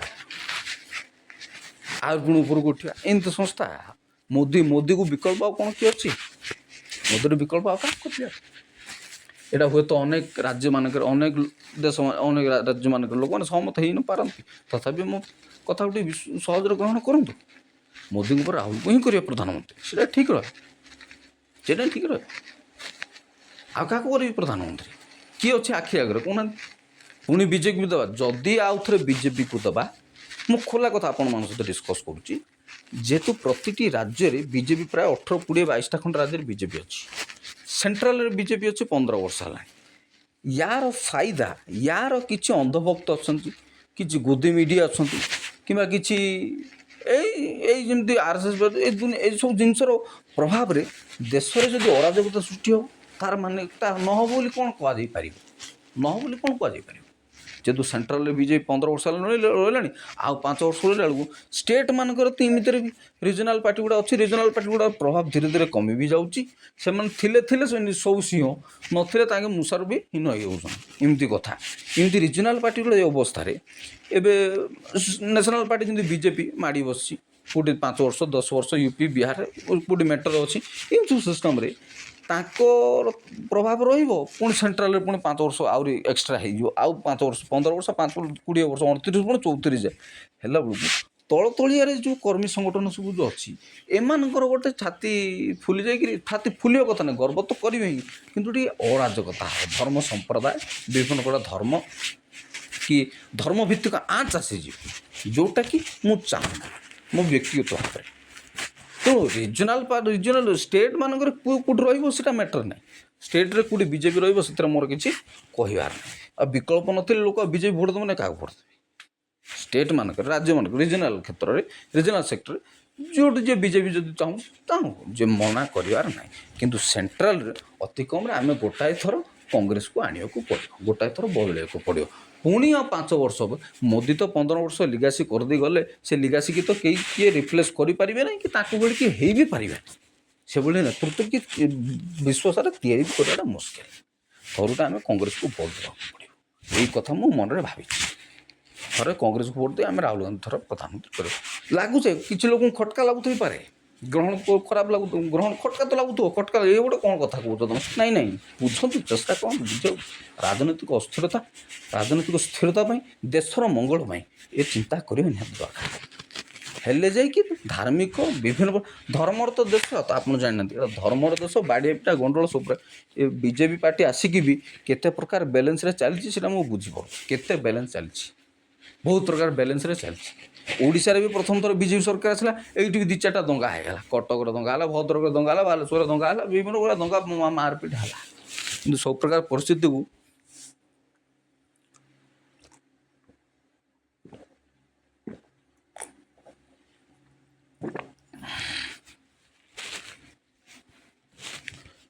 ପରିସ୍ଥିତିକୁ ସାମ୍ନା କରିକି ବି ପ୍ରଥମ ଥର ଯଦି ବିଜେପି ସରକାର ଆସି ରହିବା ଦରକାର ବୋଲି ଅନୁଭବ କରୁଛି। ଇଏ ହେଉଛି କଥା। ଦ୍ୱିତୀୟରେ ଓଡ଼ିଶାରେ ବିଜେପି ହିଁ ରହୁ, ମୋ କହିବା କଥା ବିଜେପି ହିଁ ରହୁ। କାହିଁକି ରହୁ? ମୋର ବ୍ୟକ୍ତିଗତ ମତ ଏଇଟା। ମୁଁ ଆପଣମାନଙ୍କ ଉପରେ ଲଦି ପାରିବିନି ଯେ ମୋ କଥା ରହୁ ବୋଲିକିରି, କିନ୍ତୁ ମୁଁ ଯେତିକି ଆନାଲିସିସ୍, ମୁଁ ଯେତିକି ମନ ଭାବୁଛି, ବିଜେଡ଼ି 24 ବର୍ଷ ରହିଲା। କ'ଣ ହେଲା ନହେଲା ତାକୁ ମୁଁ ଆଲୋଚନା କରୁନି। ଆପଣମାନେ ଜାଣିଛନ୍ତି, ମୁଁ ବି ମୋ ଚ୍ୟାନେଲ୍ରେ ହଉ କି ବିଭିନ୍ନ ପ୍ରକାର ଚ୍ୟାନେଲ୍ମାନଙ୍କରେ ଆପଣମାନେ ଶୁଣୁଛନ୍ତି, ସୋସିଆଲ୍ ମିଡ଼ିଆ ଆପଣମାନଙ୍କୁ ସବୁ ବିଷୟ ଅବଗତ କରାଇ ଦେଉଛନ୍ତି, ଭଲ ଦିଗରୁ ଖରାପ ଦିଗରୁ। ମୁଁ ସେଥିରେ କିଛି କହିବାର ନାହିଁ। ବିଜେପି ପ୍ରଥମ ଥର ଆସିଛି, 5 ବର୍ଷ ହେଲା ଅଛି, 5 ବର୍ଷ ହେଇନି, 5 ବର୍ଷ ରହୁ, ପୁଣି ଆଉ ଗୋଟେ ଥର ସୁଯୋଗ ଏମାନଙ୍କୁ ଦିଆଯାଉ। ଦେଲେ ହିଁ ଠିକ୍ ଥିବ। ମୋହନ ମାଝୀ ଆଦିବାସୀ ଲୋକ, BLLB କରିଛନ୍ତି, ସାଧାରଣ ପ୍ରଶାସନ ବିଭିନ୍ନ ପ୍ରକାର ଜିନିଷକୁ ବୁଝୁଛନ୍ତି। 2-4ଟା ଅର୍ଥ ବିଭାଗ, 3-4ଟା ବିଭାଗ ବୁଝୁଛନ୍ତି। ଶାରୀରିକ ଭାବରେ ବହୁତ ପରିଶ୍ରମ କରୁଛନ୍ତି, ମାନସିକ ଭାବରେ ବହୁତ ପରିଶ୍ରମ କରୁଛନ୍ତି। ବହୁତ ପରିଶ୍ରମ କରିକିରି 2-4ଟା ଡିପାର୍ଟମେଣ୍ଟ ସମ୍ଭାଳିକିରି ଚାଲିଛନ୍ତି। ନବୀନ ପଟ୍ଟନାୟକ ଦକ୍ଷ ଲୋକ ଥିଲେ, ତାଙ୍କର ବି ବୟସ ହେଲାଣି, ତାଙ୍କୁ ଆଉ କେତେ ବସେଇକି ରଖିବା କୁହନ୍ତୁ? ନବୀନ ପଟ୍ଟନାୟକ 80 ପାର ହେଇଗଲାଣି। ସେ ତ କହୁଛନ୍ତି, କିଏ ମନା କରୁଛି? ଚଲାବୁଲା କରୁଛନ୍ତି, ଉଠୁଛନ୍ତି, ବସୁଛନ୍ତି, ସବୁ ହେଉଛି। କିନ୍ତୁ ମୋହନ ମାଝୀ ଯେମିତି ଘିରି ବୁଲୁଛନ୍ତି, ସେମିତି ବୁଲିବେନି। କିଛି ଖରାପ ଭାବିବେନି। ନବୀନ ପଟ୍ଟନାୟକଙ୍କୁ ଦର୍ଶନ ପାଇବା ହେଉଛି ଦର୍ଶନ ଦିଅ ଭଗବାନ ଭଳି ଅବସ୍ଥା। ତାଙ୍କ ଦର୍ଶନ ମିଳିବା ଥିଲା, ଏବର କଥା କହୁନାହିଁ ମୁଁ, ଥିଲା ସେମିତି ଅବସ୍ଥା। ତାଙ୍କ ଦର୍ଶନ ମିଳିବା ହିଁ ତାଙ୍କୁ ଦର୍ଶନ ଦିଅ ଭଗବାନ ଭଳି ଅବସ୍ଥା ହେଇଯାଉଛି। ତେଣୁ ତାଙ୍କ କଥା ମୁଁ କହୁନି, ସେ ଭିତରକୁ ମୁଁ ଯାଉନି। ବିଜେଡ଼ି 24 ବର୍ଷ ରହିଲେ, 24 ବର୍ଷ ଗୋଟେ ଛୋଟିଆ କଥା ନୁହେଁ। ଗୋଟେ କାଳଖଣ୍ଡର ଅଧା ରହିଗଲେଣି। ଅର୍ଦ୍ଧ ଶତାବ୍ଦୀର ଓଡ଼ିଶା ତଇଁର ମୋ ସ୍ଥାନ ଓଇଲା ଭଳିଆ ଅର୍ଦ୍ଧ ଶତାବ୍ଦୀର ଅଧା ଏମାନେ ରହିଗଲେ। ଆଙ୍କ କଥା ଆଉ କୁହନି। 24 ବର୍ଷ କାଳ ରହିଲେ, କ'ଣ କଲେ ନ କଲେ ଆଉ ସେ କଥା କହିବାକୁ ନାହିଁ। ସେ କାହାଣୀ ସରିବ ନାହିଁ। ଏମିତିରେ ବି ଓଡ଼ିଶାରେ ତାଙ୍କର ଟିକେ ବେଶୀ ସପୋର୍ଟ ଅଛନ୍ତି। ଆଉ ରହିବେନି କେମିତି 24 ବର୍ଷ କାଳ ସେ ଶାସନ ରହିଲେ ଘରେ ଘରେ ଚୁଲିରେ ଚାଳରେ ବିଜେଡ଼ି ହେଇଛି। ଘରେ ଘରେ ଚୁଲି ଏମାନେ ରାଜନୈତିକ ପରିବର୍ତ୍ତନ ରାଜନୈତିକ ତାଙ୍କର ବ୍ୟକ୍ତିଗତ ଫାଇଦା ସେମାନେ ଦେଖୁଛନ୍ତି। ଆଉ କିନ୍ତୁ ରାଜନୈତିକ ଶିକ୍ଷିତ ଏବେ ହେଲେ ତେଣୁ ପ୍ରତିଟି ଆଗକୁ ତ ପଞ୍ଚାୟତ ନିର୍ବାଚନ ଆସୁଛି ସେ କଥା ଛାଡ଼ନ୍ତୁ। ପ୍ରତିଟି ନିର୍ବାଚନ ଯେଉଁ ଏ ବର୍ଷ 2 ବର୍ଷର ମୁଁ ଦେଖୁଛି ପ୍ରାୟ 90% ଖଣ୍ଡେ ଭୋଟ୍ ପଡ଼ୁଛି। 90% ସେ ପଶ୍ଚିମବଙ୍ଗରେ ହେଉ କି ଅନ୍ୟାନ୍ୟ ରାଜ୍ୟମାନଙ୍କରେ ହେଉ 90 କି ତାମିଲନାଡ଼ୁରେ ହେଉ 80-90% ଭୋଟ୍ ପଡ଼ୁଛି। ଏଇଟା ସୁଖଦ କଥା, ଏ ସୁଖବର, ଏ ସୁସମ୍ବାଦ। ଏଇଟା ଲୋକ ରାଜନୀତି ପ୍ରତି ଚର୍ଚ୍ଚା କରିବା, ରାଜନୀତି କନସସ୍ ହେବା, ପଲିଟିକାଲ କନସସ୍ ହେବା, ଏଇଟା ଭାରି ଖୁସିର କଥା। ଲୋକ ଯେତେ ନିଜର ଅଧିକାରକୁ ସଚେତନ ହେବେ, ନିଜ ଅଧିକାର କର୍ତ୍ତବ୍ୟ ପ୍ରତି ସଚେତନ ହେବେ, ସେତେ ରାଜ୍ୟର ପ୍ରଗତି ହେବ, ସେତେ ଦେଶର ବିକାଶ ହେବ। ସମସ୍ତେ ସଚେତନ ହେଲେ ଦେଶ ସୁଦେଶ ହେବ, ଦେଶ ବିକଶିତ ହେବ। ବୁଝିପାରୁଛନ୍ତି? ତାପର କଥା ଏ ଯେଉଁ ଭୋଟ୍ କଥା ଉଠିଲା, ଆମେ ବର୍ଷକୁ ଗୋଟାଏ ଦିନ କି 2-4 ବର୍ଷକୁ ଗ୍ୟାପ୍ରେ 2-3 ବର୍ଷ ଗ୍ୟାପ୍ରେ କାହାର ପଞ୍ଚାୟତ ନିର୍ବାଚନ ପଡ଼ୁଛି, କାହାର ସାଧାରଣ ନିର୍ବାଚନ ପଡ଼ୁଛି। ଏମିତିରେ ବି 2029 ପରଠୁ ଅଲ୍ ଇଣ୍ଡିଆ ସବୁଆଡ଼େ 1 ନେସନ୍ 1 ଇଲେକ୍ସନ୍ ହେବାର ପ୍ରପୋଜାଲ୍ ଚାଲିଛି, ହେଇଯାଇଛି ବୋଲି ମୁଁ ଭାବୁଛି। ବୋଧେ ଏପ୍ରୁଭାଲ୍ ବି ହେଇଗଲାଣି। 1 ଇଲେକ୍ସନ୍ 1 ନେସନ୍ର ଏପ୍ରୁଭାଲ୍ ବି ହେଇସାରିଛି। ତା ପରବର୍ତ୍ତୀ କଥା କେଉଁଥିରେ ଥିଲେ ମୁଁ ଭୁଲିଗଲି। ତା ପରବର୍ତ୍ତୀ କଥା, ଦେଶ ବିକଶିତ ହେବ। ଅର୍ଥନୈତିକ ପ୍ରଗତି ହେବା ଦରକାର। ଅର୍ଥନୈତିକ ପ୍ରଗତି ନ ହୋଇକିରି ଆମେ ଭିକମଙ୍ଗା ଟାଇପ୍ର ହୋଇକି ରହିଛୁ। ଦେଶଟା ଭିକମଙ୍ଗା ଟାଇପ୍ର। ଏବେ ଦରଦାମ ବଢ଼ି ଚାଲିଛି। ମୁଦ୍ରାସ୍ଫୀତି ଆଉ ବିଭିନ୍ନ ପ୍ରକାର ବୈଦେଶିକ ନିବେଶ, ଷ୍ଟକ୍ ଏକ୍ସଚେଞ୍ଜ କାରବାର, ତେଲ, ଗ୍ୟାସ୍, ଡିଜେଲ ଏସବୁ ଜିନିଷର ଉପରେ ହିଁ ସବୁ ଜିନିଷର ଦରଦାମ ପ୍ରଗତି, ଆମର ବଜାର ଦର ସବୁ ଜିନିଷ ନିର୍ଭର କରୁଛି। ତାକୁ କେମିତି ବ୍ୟବହାର କରିବା, ତାକୁ କେମିତି ମେଣ୍ଟେନ୍ କରିବା, ତାକୁ କେମିତି ସ୍ଥିର ଭାବେ ରଖାଇଦେବା, ମୁଦ୍ରାସ୍ଫୀତିକୁ ସ୍ଥିର ରଖାଇବା, ଏ ଲୋନ୍ ଚୁକାଇବା, ଏସବୁ ଜିନିଷ ସବୁ ଜିନିଷକୁ ଧରିକିରି ଆମକୁ ଚାଲିବାକୁ ପଡ଼ିବ। ଏସବୁ ପାଇଁ ବହୁତ କଥା ବୁଝିବାକୁ ପଡ଼ିବ, ବହୁତ କଥା ଜାଣିବାକୁ ପଡ଼ିବ। ଲୋକ ନ୍ୟୁଜ୍ ଦେଖୁଛନ୍ତି, ଭଲ କଥା ଦେଖୁଛନ୍ତି, କିନ୍ତୁ ବୁଝିପାରୁନାହାନ୍ତି। ଆମ ଅଞ୍ଚଳଟା ଭାରି ଅଶିକ୍ଷିତ ଲୋକ। ମୁଁ ତେଣୁ ଗମାତରେ କହେ, କଟକ, ଭୁବନେଶ୍ୱର, ବ୍ରହ୍ମପୁରରେ ଦାଣ୍ଡି ରାମାୟଣ ସରିଗଲାଣି। ଆମର ଇଆଡ଼େ ଚଣ୍ଡୀ ରାମାୟଣ ଏବେ ଆରମ୍ଭ ହେଉଛି। ଆମର ବ୍ରହ୍ମପୁର ଇଆଡ଼େ ନାହିଁ, ଏ ମୋହନା ଉଦୟଗିରିରେ ଚଣ୍ଡୀ ରାମାୟଣ ଏବେ ଆରମ୍ଭ ହେଇଛି। ବାକି କଟକ, ଭୁବନେଶ୍ୱର, ଖୋର୍ଦ୍ଧା, ପୁରୀ, ପିପିଲି, ବ୍ରହ୍ମପୁର, ବାଲେଶ୍ୱର, ଭଦ୍ରକ ସବୁ ଦାଣ୍ଡି ରାମାୟଣ ସରିଗଲାଣି। ଆମର ଇଆଡ଼େ ଚଣ୍ଡୀ ରାମାୟଣ ଏବେ ଆରମ୍ଭ ହେଇଛି। ଚଣ୍ଡୀ ରାମାୟଣ ଏବେ ଆରମ୍ଭ ହେଇଛି। ଏ ପରିସ୍ଥିତିରେ ମୁଁ ଆପଣଙ୍କୁ କ'ଣ କହିବି? ବୁଝନ୍ତୁ, ବୁଝିବାକୁ ଚେଷ୍ଟା କରନ୍ତୁ, ଜାଣନ୍ତୁ, କିଛି ଜିନିଷ ବୁଝିବାକୁ ଚାହାନ୍ତୁ। ବୁଝି ବିଚାରି କାମ କଲେ ସବୁ ହେବ। ସେଆଡ଼େ 3 ପାର୍ଟ ସରିଗଲାଣି। କଟକ, ଭୁବନେଶ୍ୱର ଗୋଟେ ଦ୍ୱିତୀୟ ଆମେରିକା ହେଇକିରି 3 ଖଣ୍ଡ ରାମାୟଣ ସରିଗଲାଣି। 3 ପାର୍ଟ ସରିଗଲାଣି। ବାପାଙ୍କ ପିଢ଼ି, ଆମ ପିଢ଼ିଙ୍କ ପରବର୍ତ୍ତୀ ପିଢ଼ି ଆସିଗଲାଣି। ବାପାଙ୍କ ବାପା ପିଢ଼ି, ବାପାଙ୍କ ପିଢ଼ି, ପୁଣି ଆମ ପିଢ଼ି, 3 ପିଢ଼ି ସରି 3.5 ହେଇଗଲା ବେଳକୁ ଆଙ୍କର ଏବେ 0.1 ହେଇଛି। କାହାର? ଆମର ଉଦୟଗିରି ମୋହନରେ 0.1 ହେଇଛି। ଏବେ ଲୋକ ଶିକ୍ଷାର ଉଦ୍ଦେଶ୍ୟ ବୁଝୁଛନ୍ତି, ଲୋକ ଶିକ୍ଷାର ମହତ୍ତ୍ୱ ବୁଝୁଛନ୍ତି।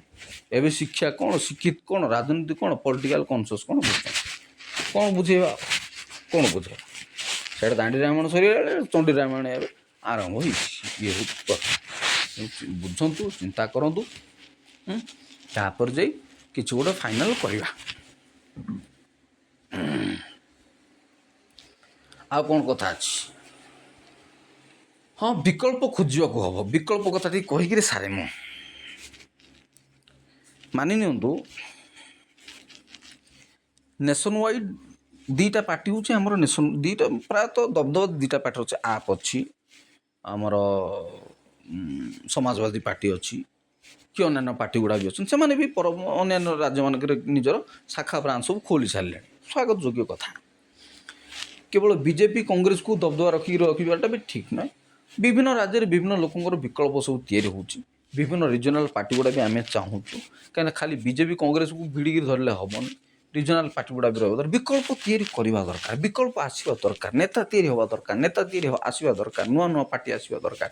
ହେଲେ ହିଁ ଠିକ୍ ଥିବ। ଦେଶ ପାଇଁ, ଗଣତନ୍ତ୍ର ପାଇଁ ଏଇଟା ଶୁଭଙ୍କର ହେବ।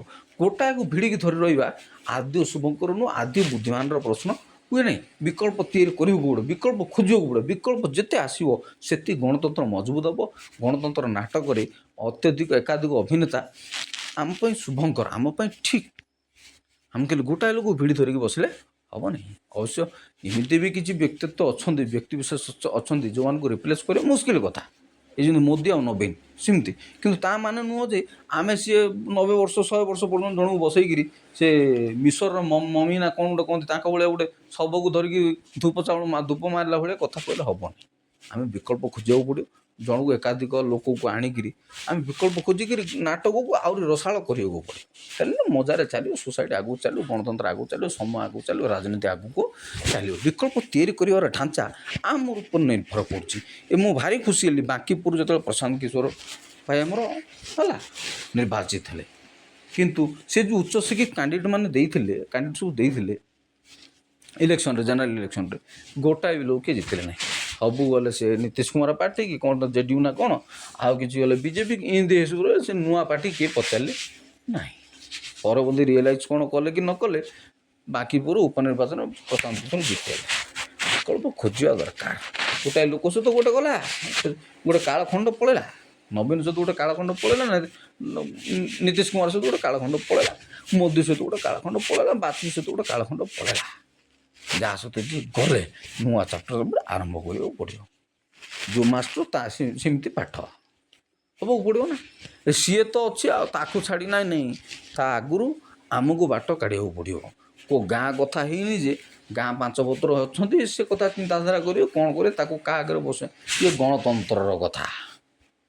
5 ବର୍ଷ 10 ବର୍ଷ ମ୍ୟାକ୍ସିମମ୍ ଗୋଟେ ପାର୍ଟିକି 5 ବର୍ଷ 10 ବର୍ଷ 5 ବର୍ଷ 10 ବର୍ଷ 10 ବର୍ଷ 15 ବର୍ଷ ମ୍ୟାକ୍ସିମମ୍ 10 ବର୍ଷ 15 ବର୍ଷ, ତାଠୁ ବେଶୀ ହେବ ନାହିଁ।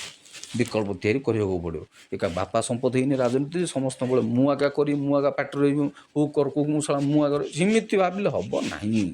ମୁଁ ବି ସ୍ୱାଗତ କରୁଛି ମମତାକୁ କାଟିକି ଶୁଭେନ୍ଦୁ ଅଧିକାରୀକି ଆଣିଛନ୍ତି। କିନ୍ତୁ କ'ଣ କରିବେ, ରିଜନାଲ୍ ପାର୍ଟି ହିସାବରେ ମମତାର ତ ଥିଲା ଏକା 15 ବର୍ଷ ଖଣ୍ଡେ ଥିଲା, ଏବେ ବି ଅଛି କି ବିରୋଧୀ ଦଳ ବସୁଛନ୍ତି।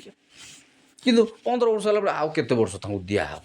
ପୁଣି ବିଜେପି ଆସିଲେ, ବିଜେପି ଶ୍ୟାମପ୍ରସାଦ ମୁଖାର୍ଜୀଙ୍କ ମାଟି ସିଏ, ବିଜେପିର ଉତ୍ଥାପନ କର୍ତ୍ତା ସ୍ଥାପନ କର୍ତ୍ତା ତାଙ୍କ ମାଟିରେ ବି ପ୍ରଥମ ଥର ଏବେ ବିଜେପି ଆସିଛି। ଆକୁ ବି ଦେଖାଛ। ଏଇ ଯେମିତି ମୁଁ ବିଜେପିକୁ ଓଡ଼ିଶାରେ କହୁଛି ଆଉ 5 ବର୍ଷ ଆକୁ ଦିଏଛ, ପୁଣି ଆଉ 5 ବର୍ଷ ଆଉ ଦେଖିବ ବିକଳ୍ପ କ'ଣ କାଢ଼ିବନି। ଏବେ ତ ଆମ ଓଡ଼ିଶାରେ ଗୋଟେ ନୂଆ ରାଜନୈତିକ ଦଳ ଉଭା ହେଇଛି। କ'ଣ ସେଟା? ଓଡ଼ିଶା ଜନତା କଂଗ୍ରେସ, ଓଜେସି, ଓଡ଼ିଶା ଜନତା ମହମ୍ମଦ ମୁକିମଙ୍କର। ଭଲ କଥା, ଆସିବା ଦରକାର, ଦଳ ଆସିବା ଦରକାର, ନେତା ଆସିବା ଦରକାର। ନେତା ମାଳମାଳ ପରା, ନେତା ମାଳମାଳ, ଦଳ ଦୁର୍ବଳ ବୋଇଲା ଭଳିଆ ହେଇଛି। ନେତା ମାଳମାଳ, ଦଳ ଦୁର୍ବଳ, ନେତା ବି ମିଳୁ ନାହାନ୍ତି କେଉଁଠି। ନେତା ବି ଆସିବା ଦରକାର, ନେତା ବି ତିଆରି ହେବା ଦରକାର, ଦଳ ତିଆରି ହେବା ଦରକାର।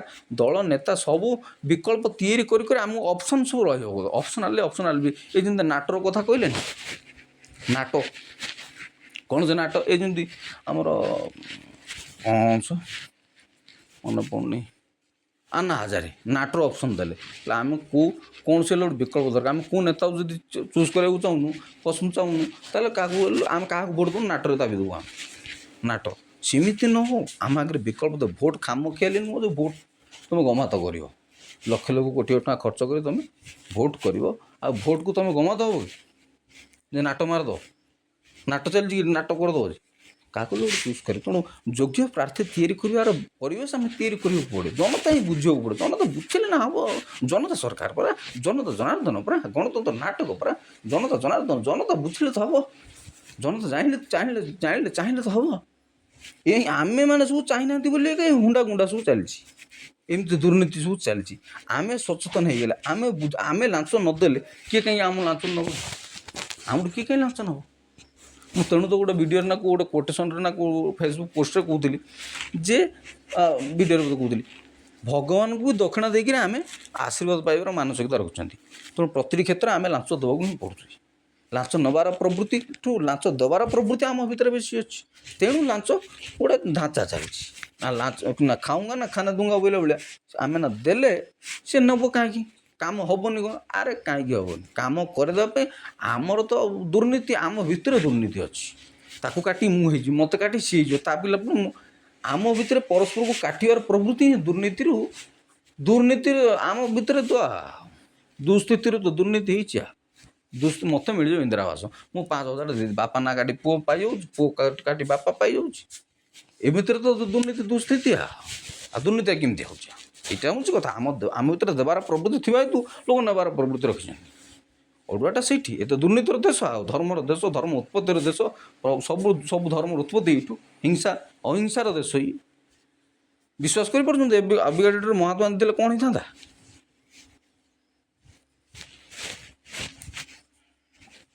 ଆସିଲା ଭୋଟକୁ।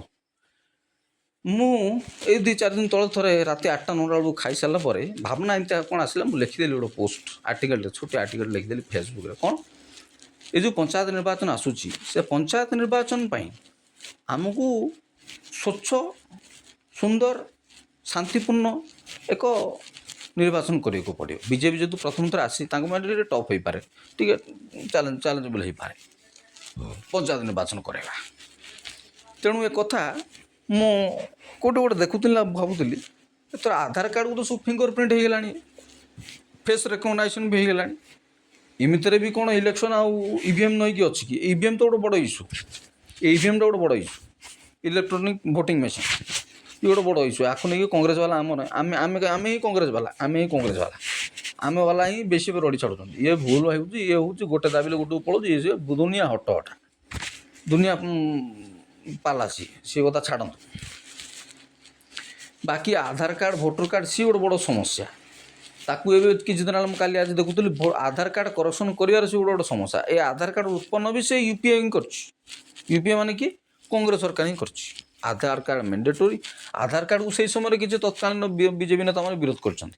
ଆଧାର କାର୍ଡ଼ କାହିଁକି ହେବ, ଇଏ ହେବ, ସିଏ ହେବ। କିନ୍ତୁ ଭୋଟର କାର୍ଡ଼ର ଭ୍ୟାଲ୍ୟୁଠୁ ବରଂ ଆଧାର କାର୍ଡ଼ର ଭ୍ୟାଲ୍ୟୁ ବେଶୀ ଇମ୍ପୋର୍ଟାଣ୍ଟ ହେଲା। ତାର ଫିଙ୍ଗର ଲାଗିଯାଉଛି, ପୁଣି ଫେସ୍ ମାସ୍କ ଲାଗିଯାଉଛି, ଇତ୍ୟାଦି ହେଇଯାଉଛି। ଫେସ୍ ଲାଗିଯାଉଛି, ଫେସ୍ ରେକଗ୍ନାଇଜେସନ୍ ହେଇଯାଉଛି। ତେଣୁ ଆଧାର କାର୍ଡ଼ଟା ବେଶୀ ମ୍ୟାଣ୍ଡେଟୋରି ହେଇଗଲା ନାଗରିକତା ପାଇଁ। ମୁଁ ବହୁତ ଗପି ଯାଉଛି, କାରଣ 45 ମିନିଟ୍ରୁ ଅଧିକା କହିବା କଥା ନାହିଁ। ଏଜ୍ ପର୍ ହ୍ୟୁମାନ୍ ମାନେ ମଣିଷର ମସ୍ତିଷ୍କ ଅବସ୍ଥାକୁ ଧରିକି ବହୁତ ଗପି ଗଲିଣି। ମୁଁ ଆଉ 5-10 ମିନିଟ୍ ସାରୁଛି। ହେଲେ ଆଧାର କାର୍ଡ଼କୁ ଧରିକିରି ଯେଉଁ ଚାଲିଛି ଆମର, ଏ ଆଧାର କାର୍ଡ଼ ଫିଙ୍ଗର ପ୍ରିଣ୍ଟକୁ ଧରିକିରି ବି ଆମେ ଇଲେକ୍ସନ୍ କରାଯାଇପାରିବ। ଯେହେତୁ ବୁଥ୍ ଟ୍ୟାମ୍ପରିଂର ଭୟ ଯଦିଓ ନାହିଁ, ଗଣ୍ଡଗୋଳିଆ ପରିସ୍ଥିତି ଅଛି। ବ୍ୟାଲଟ୍ ପେପର୍ ତ ସବୁଠି ହେଉଛି, ବ୍ୟାଲଟ୍ ପେପର୍ ହେଇ ଚାଲିଛି ପଞ୍ଚାୟତ ନିର୍ବାଚନରେ। କିନ୍ତୁ ଏଥର ଇଲେକ୍ଟ୍ରୋନିକ୍ ଭୋଟିଂ ମେସିନ୍ ଭଳି ଗୋଟେ ମେସିନ୍ କରିଦେଇକିରି ସେଥିରେ ଆଧାର କାର୍ଡ଼ ଫିଙ୍ଗର ପ୍ରିଣ୍ଟ ଲଗାଇଦେବା। ଇଏ ଛୋଟିଆ ନିର୍ବାଚନ, ଏଇଥିରେ ଗୋଟେ ଟ୍ରାଏଲ୍ କରିକିରି ଜେନେରାଲ୍ ଇଲେକ୍ସନ୍ ବେଳକୁ 2029 ବେଳକୁ ଆମେ ପୁରା ଗୋଟେ ମାନେ ଗୋଟେ ଖେଳ ପଡ଼ିଆ କରିଦେଲା। ଏଇଟା ଟ୍ରାଏଲ୍ କରି ସେଇଟା ପ୍ରାକ୍ଟିକାଲ୍ କରିଦେଲେ ହେବ। ଆମେ ସେଥିରେ ଯୁଦ୍ଧରେ ଅବତୀର୍ଣ୍ଣ ହୋଇଯାଇପାରିବା। ଟ୍ରାଏଲ୍ କରିବା କେମିତି? ଫିଙ୍ଗର ପ୍ରିଣ୍ଟ ଲଗାଇ ପାରିବା। ଆଉ ଇଲେକ୍ଟ୍ରୋନିକ୍ ଭୋଟିଂ ମେସିନ୍ ଟାଇପ୍ର ଗୋଟେ ମେସିନ୍ କରିକିରି ଫିଙ୍ଗର ପ୍ରିଣ୍ଟ ଲଗାଇଦେବା। ଆଉ ଟେନସନ୍ ନାହିଁ। ଯିଏ ଆସିଲା ସେ ତାର ଫିଙ୍ଗର ଦେଲା, ଭୋଟ ଦେଇକି ଚାଲିଲା। ପେପର ନାହିଁ।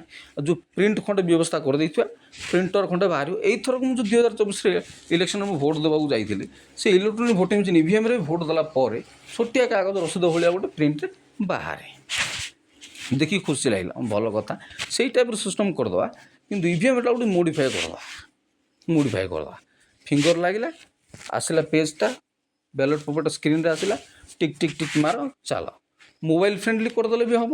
ମୋବାଇଲ୍ ଫ୍ରେଣ୍ଡଲି କରିଦେଇକି ଯେଉଁମାନେ ଘରେ ରହିକି ବି ଚାହୁଁଛନ୍ତି ସେଇଟା ବି କରିଦେଲେ ହେବ। ଏଇଟା ମୁଁ ବଡ଼ ବ୍ୟବସ୍ଥା କଥା କହୁଛି। ଆଉ କେତେ ବୁଝିବି ଆପଣମାନଙ୍କୁ? କାହିଁକିନା ଇଲେକ୍ସନ୍ରୁ ହିଁ ସବୁ ଦୁର୍ନୀତି ଆରମ୍ଭ। ଏଠି ଯେତେ ଟଙ୍କା ଖର୍ଚ୍ଚ ହେବ, ଇଲେକ୍ସନ୍ ଗୋଟେ ପର୍ବ ଭଳି ଦେଶ ସାରା ଗୋଟେ ଗଣତନ୍ତ୍ରରେ ଇଏ ଗୋଟେ ଦୁର୍ନୀତିର ଚେର, ଇଏ ଗୋଟେ ଦୁର୍ନୀତିର ବୀଜ, ଗୋଟେ ମଞ୍ଜି। ଏଇଥିରୁ ହିଁ ସବୁ ଉତ୍ପନ୍ନ ହୁଏ। ଯେତିକି ଟଙ୍କା ପଇସା ଖର୍ଚ୍ଚ କରନ୍ତି ନେତାମାନେ, ରାଜନୈତିକ ଦଳ, ସେଇମାନଙ୍କର ହିଁ ପରବର୍ତ୍ତୀ ସମୟରେ ଆଦାୟ କରିବାର ସମୟ ଆସେ। ତେଣୁ ସେମାନେ ଚାଞ୍ଚିକି ନେଇଯାଆନ୍ତି ସବୁ ବିଭିନ୍ନ ପ୍ରକାର ଯୋଜନା କରିକି। ଏ ପାଣି ପିଇଦିଏ।